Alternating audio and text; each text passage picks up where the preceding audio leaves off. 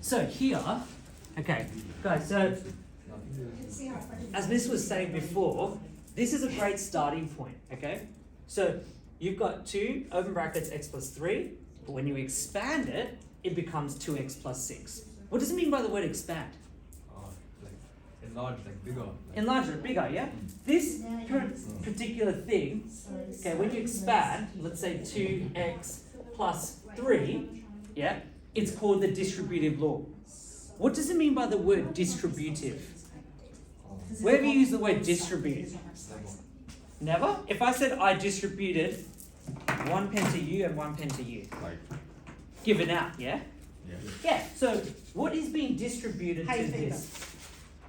What's being distributed to this and this?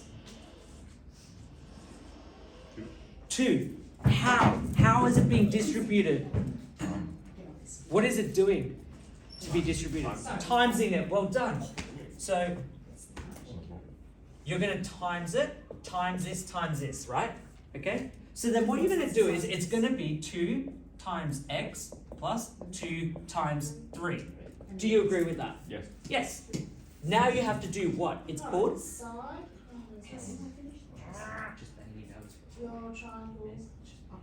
okay. This is recording. 2 times x plus 2 times 3. What is that going to be? What's your name? Ali. Yeah. So here, what is that going to be if you simplified it? What's that going to be? 2 times x plus 2 times 3. You don't know what times is. 2x plus 6. 2x plus 6. Yes. 2x plus 6. We call that, as Miss said before, the expanded version. Yes?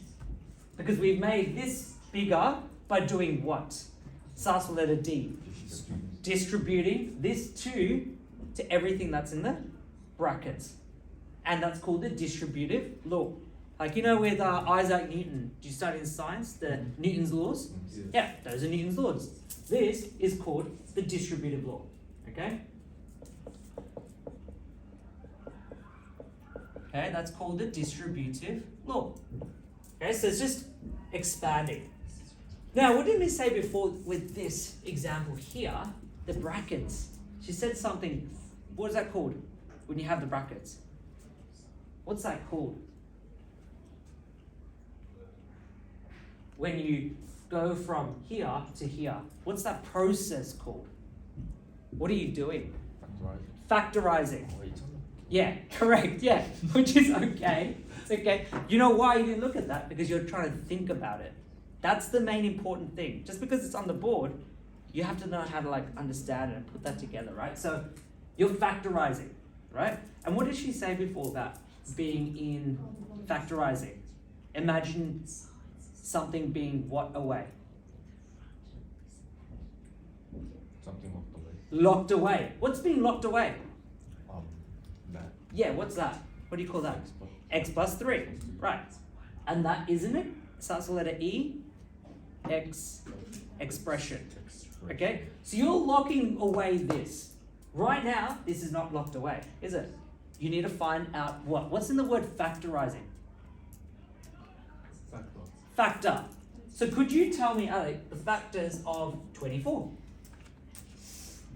Well, Say one. What is a factor? a number that goes into. Yeah, a number that goes in 24. So what numbers? 4, right? What else? What 4 and what number multiplied to give you 24?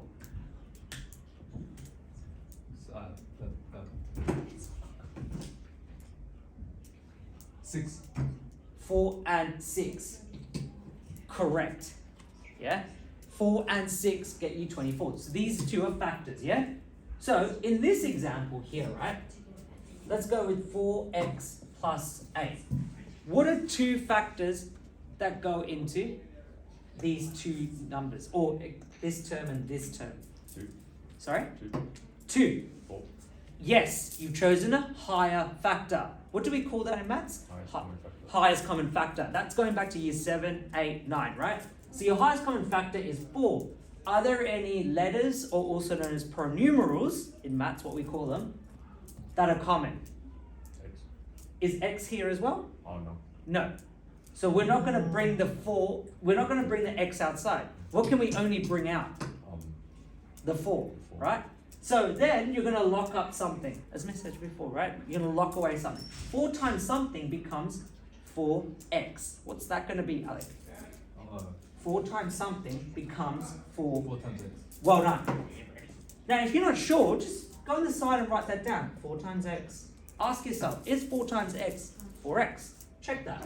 Yeah, it is. You're right. Well done. Then, what are you going to put next?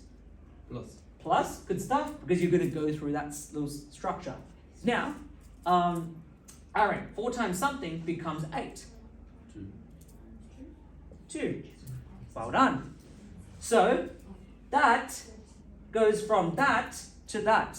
What do we call that? Going from this to this. Factorising. Going from this to this. Expanding. Expanding. So you're free. Do you see how these are not locked away? Yeah. These are free. And what do we say in English? It starts with the letter L when you're free. You're liberated. Okay? They're liberated. So you can see these guys are liberated. They're outside. They're not locked up. Okay? So I like that. I like that actually. That was really good. So now let's go with another question. Okay? Let's go with something a bit complicated. That's the same thing. I want you guys to have a go at this. 3x plus 9. First, look at the number. How do you factorize this? First, look at the number. What's a common factor in this and this? 3. Great, well done. So you're going to put equal sign. It's like putting a capital letter. Don't write the N. So you're going to put 3. Is there any common pronumerals, also known as what? Letters. Yep. Are there any pronumerals here? No. Is x appearing here too? No. Okay, that's good. That's okay. That's okay. But you need to ask, okay, is it here or here? No. So, what do we do next then? 3 times x. Yep, 3 times x. And then what are you going to do next? What operation? Well done. Plus. Then what are you going to put here? 3. 3.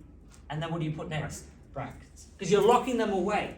Okay? If you didn't put these brackets, that's not correct. Have you fully locked it away? No. No, right? If you lock something, you're going to close both doors.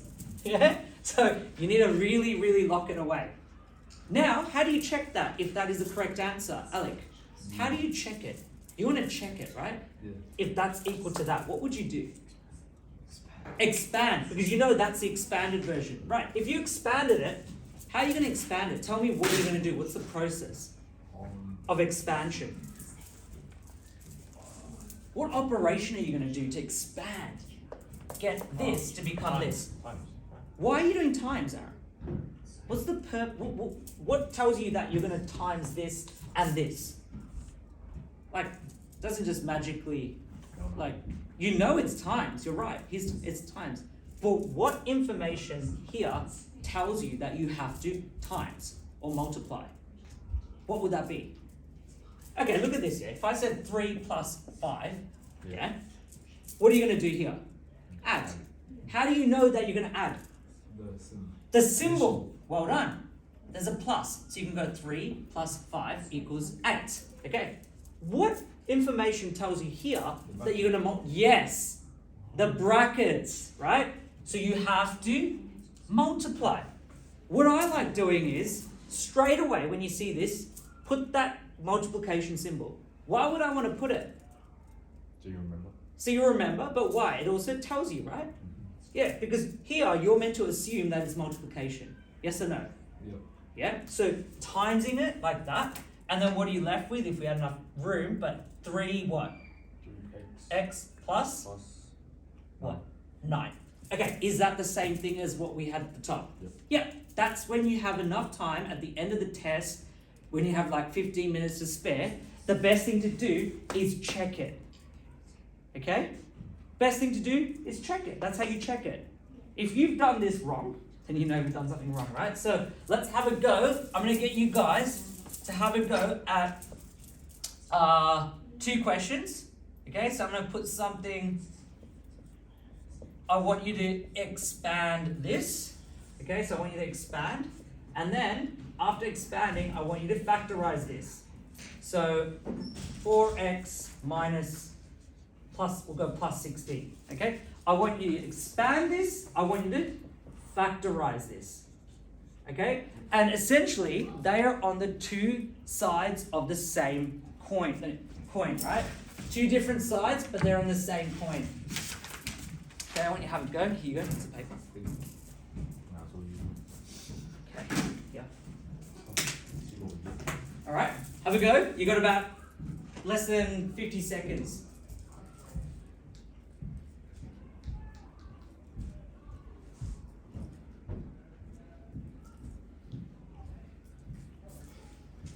What are you listening to? Classical music. Classical.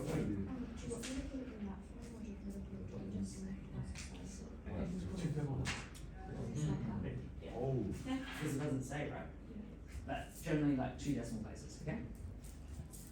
Okay. So let's have a go. All right. What are you going to do when you expand? What are you getting rid of? The brackets. The brackets, yes. Well done. You're going to get rid of the brackets, yeah? And what are you going to do to get rid of the brackets? Times. Why are you going to multiply? Why? Bracket. What tells you that? Yeah, the bracket, correct. That's why I say to always put it there. When you put that there, it's like you telling yourself and confirming that you're doing that particular operation. So you've got 2 times x, which is 2x, plus 2 times 4 is 8. Okay? If you're not at this level where you can do this in the one go, do 2 times x plus 2 times 4. How long did that take me to write that? 4 seconds. 4 seconds, right? So, don't be lazy. If you can't do this in the one go, do that. Everyone's at a different level, which is fine. The more you do this, after a while, do you need to do that? No. Because after a while, you get the habit, and also, you kind of get better at multiplying. The skill of multiplication gets better. So what are you left with now? 2x plus 8. Great. If you got that, well done. Now, factorizing, what do you need to do? What did Miss say before? That when you factorize, you're going to lock them up. Yep. What do you have to put when you lock something up? Brackets, right? So, when you do this, you got to find out the factor. So the common factor, yeah? So which one is the common factor in this and this? 4. 4? Well done. Is there any other things? No. So you're taking out the 4. Well done. Then you put what? Bracket. Brackets. Because now you can lock things up. Now what are you going to do next? X plus 4. X plus 4. Bracket. Brackets. Well done. It's good that you said that right after. Now, if you want to check that, you draw the arrows and check it, and you can see whether or not if it's 4x plus 16. By the looks of it, you are right. Okay? Well done.